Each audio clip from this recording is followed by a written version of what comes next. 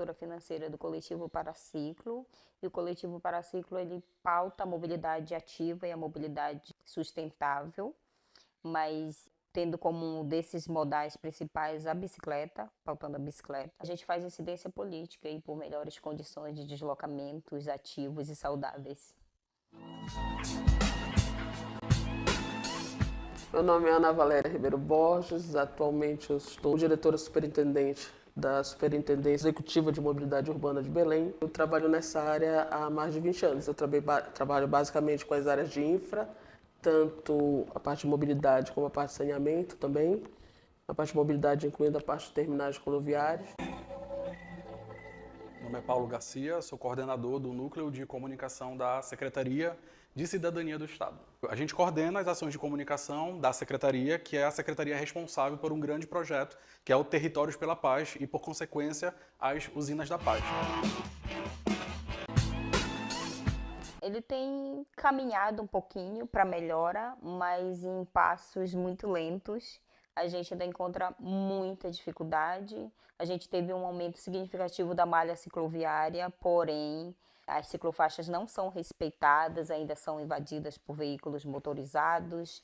Ou seja, o ciclista ainda é muito desrespeitado no trânsito por parte de condutores de veículos motorizados, mas também ainda há uma estrutura muito carrocrata que, por mais que a prefeitura tente, ainda vai demorar muito para que a gente transforme Belém numa cidade que priorize o transporte ativo. O que a gente está discutindo aqui é mudança de comportamento. É quando você está numa via, você também se colocar no lugar do outro. Aí você tem empatia. Todos nós somos, em vários momentos, diferentes tipos de usuários da via.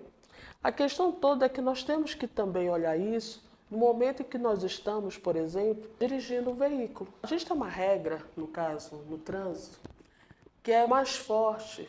Ele tem que sempre ter uma responsabilidade maior com aquele usuário mais vulnerável, o pedestre, o ciclista.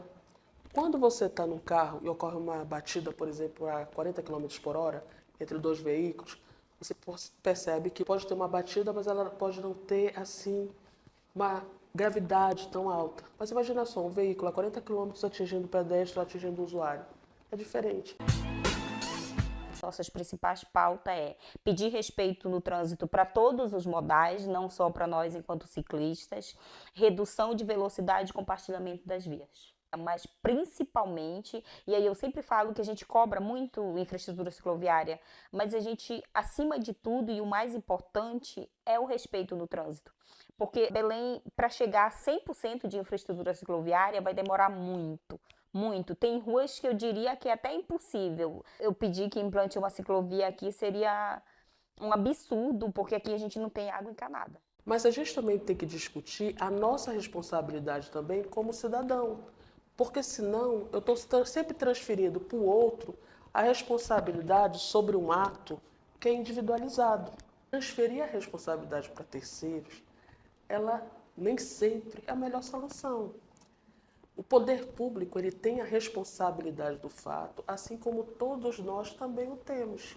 Campanhas de trânsito, você já teve várias, você tem vários materiais que falam sobre isso, mas as pessoas continuam fazendo isso. Por quê? Porque às vezes você acha que o seu tempo é mais importante que o tempo do outro. Então aí a gente está vendo uma visão muito particular, muito individual. Mas quando a gente está tratando de uma cidade, a gente tem que também seguir as regras. Como a gente realmente quer esta mudança, né, que vai ter realmente um alto impacto em termos de mudanças climáticas, e tem que ter, porque o transporte é um dos maiores produtores dos gases de efeito estufa. Né? Isso tanto transporte individual como transporte coletivo.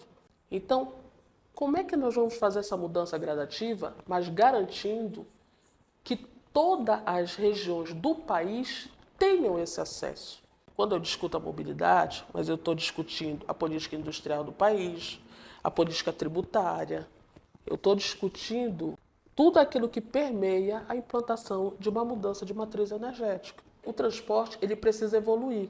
A gente precisa conseguir chegar e atender as ilhas.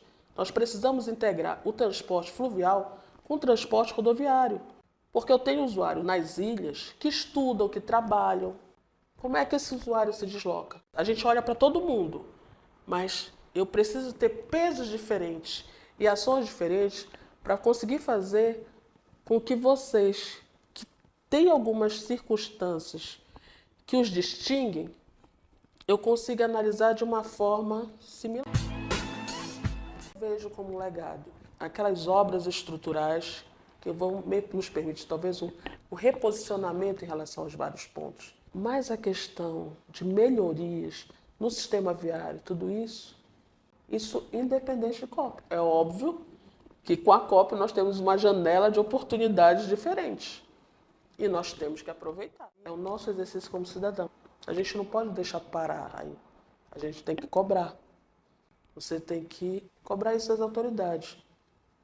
Da mesma gente que a gente cobra em outras circunstâncias para outras autoridades. A gente também tem que cobrar da nossa cidade. Uma das placas que eu acho que vocês vão ver no percurso por aí, que a gente implantou enquanto coletivo Paraciclo, é mostrando que o deslocamento da população negra e periférica é o mais afetado pelos efeitos da crise climática. Então, deslocamento, mobilidade urbana é uma das pautas principais quando se fala em combater a crise climática. Primeiro porque o carro é um dos maiores emissores de gases poluentes do mundo. A gente sabe que tem o circuito ali da COP, em que as obras vão acontecer tudo ali, que tudo vai acontecer, mas a gente sabe também que ônibus novos virão, e aí a gente fala de mobilidade de uma forma geral, então o transporte público é um dos principais meios de locomoção, principalmente da população periférica. Priorizar os veículos, e não só a bicicleta como transporte ativo, mas todos os modais. 33% da população brasileira, 33%, ou seja, a maioria da população brasileira se desloca a pé. E a gente entende que enquanto isso não for priorizado, os modais ativos, a gente não vai resolver problemas não só de deslocamento, mas as questões climáticas também, as questões de alagamento, enfim. Com a COP30, a gente também vai trazer essa população para dentro da Usina da Paz. Então, as atividades podem ser feitas dentro do teatro, dentro do ginásio. Então, todas as atividades que a gente possa fazer e agregar para a população, a gente consegue fazer isso dentro da Usina da Paz. Então, a gente faz o convite por meio das redes sociais, por meio dos grupos de WhatsApp, e a gente vai fomentar essas atividades, com certeza, com a programação da COP30 para dentro da usina e, claro, convidar a população também.